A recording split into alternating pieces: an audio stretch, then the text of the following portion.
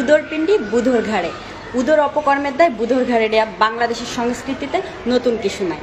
বর্তমান সময়ে আমাদের উদোটাকে জানেন? ইলিয়াস হোসেন, যে কিনা 21 টিভির একজন 13,000 টাকা দামের সাংবাদিক ছিলেন, এখন দেশদ্রোহী মামলায় দেশ পলাতক হয়ে আছেন। এই ইলিয়াস হোসেন জামাতি অর্থায়নে এশিয়ান ইউনিভার্সিটিতে পড়াশোনা করেছেন এবং 21 চোখ অনুষ্ঠানের উপস্থাপনা এবং সঞ্চালনা করতেন। যখন 21 টিভিতে সিও হিসেবে নিয়োগ পেলেন আব্দুল সালাম, তখন হচ্ছে এই ইলিয়াস হোসেনের কপাল খুলে গেল। সে তখন কি করলো? 21 চোখ অনুষ্ঠানকে নিজের দখলে নেয়ার জন্য আব্দুল সালামের বেডরুমে নিজের স্ত্রীকে পাঠালেন। মাত্র 19 দিনের বিবাহিত স্ত্রীকে পাঠাতেও তিনি দ্বিধাবোধ করেন নাই। লজ্জায়, ঘৃণায়, অপমানে তার স্ত্রী স্লিপিং পিল খেয়ে আত্মহত্যা করার চেষ্টা করে এবং এই ইলিয়াস হোসেনের সহকর্মীরাই তার স্ত্রীকে উদ্ধার করে তারপর হাসপাতালে নিয়ে এই যাত্রায় তিনি রক্ষা পেয়ে যান। তাহলে বুঝুন কত বড় ঠকবাজ, ক্ষমতা লোভী লোক ছিলেন এই ইলিয়াস হোসেন, যে কিনা এখন বিবেকের পসরা সাজিয়ে বসে আছেন। এই ইলিয়াস হোসেনের গল্প যদি বলতে শুরু করি শেষ করা যাবে না, তার ফিরিস্তির কোনো শেষ নেই। আর একটা ফিরিস্তি আপনাদেরকে শোনাই। সে চাঁদাবাজি করার জন্য ক্রাইম রিপোর্টার হিসেবে সে চাঁদাবাজি করতেও ভুল করে নাই, চাঁদাবাজি পর্যন্ত করেছে। চাঁদাবাজিটা কীভাবে করেছে? এক প্রবাসী স্ত্রীর সেক্সুয়াল ভিডিও 21 টিভিতে প্রচার করে। স্বামীর কাছ থেকে টাকা খেয়ে স্ত্রীর পার্সোনাল ভিডিও প্রকাশ করেন এই 21 টিভিতে ইলিয়াস হোসেন। তাহলে আপনারাই বলুন, কারো পার্সোনাল ভিডিও টিভি চ্যানেলে প্রকাশ করা কতটা যুক্তিসঙ্গত?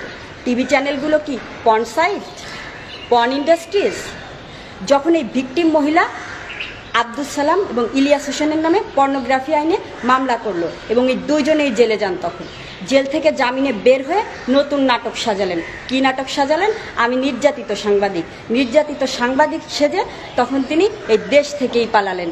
দেশ থেকে পালিয়ে যে আমেরিকাতে অবস্থান করছেন এবং আওয়ামী লীগের লোকজনের কাছে সে তখন ফেরেস্তা সাজেন। নিজের অপকর্মকে ঢেকে আওয়ামী লীগারদের কাছে ফেরেস্তা বনে যান।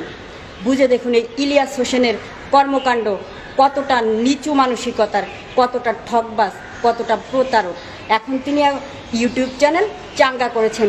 ইউটিউব ব্যবসা চাঙ্গা করার জন্য যেখানে আওয়ামী লীগের বিরুদ্ধে কথা হয়, ঠিক সেখানে যে তিনি একে বিবেকের পসরা সাজিয়ে সেন্টিমেন্টকে কাজে লাগিয়ে আওয়ামী লীগারদের সেন্টিমেন্টকে কাজে লাগিয়ে দাঁড়িয়ে পড়েন এবং নিজের ইউটিউব ব্যবসা চাঙ্গা হয়ে ওঠে ঠিক তখনই। এই হচ্ছে তার ব্যবসা।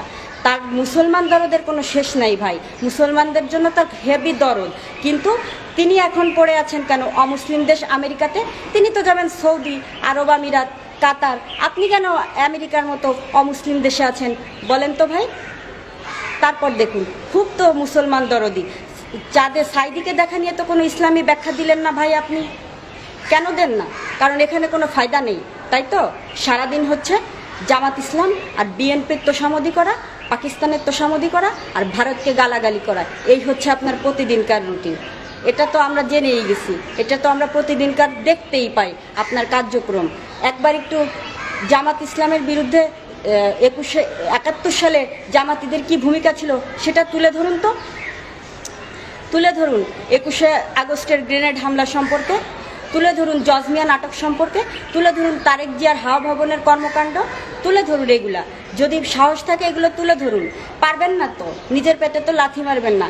যারা আপনাকে এখন মাথায় তুলে নাচতেছে, এইগুলো যদি তুলে ধরেন, তাদের ফিরিস্তি যদি তুলে ধরেন, তাহলে আপনার পেটেই লাথি মারবে। আপনার 14 গোষ্ঠীর শ্রাদ্ধ করবে, আপনার 14 গোষ্ঠীর 40 আয়োজন করবে এই জামাতি সাগুরাই। এটা আপনিও খুব ভালো মতন জানেন।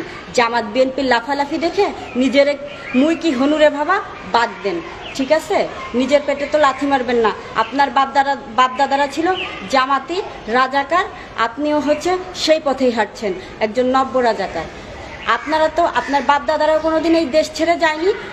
71 সালে বেইমানি করছে দেশের সাথে, রাজাকারদের সাথে হাত মিলিয়ে ধর্ষণ, লুট, হত্যা এগুলো করেছে।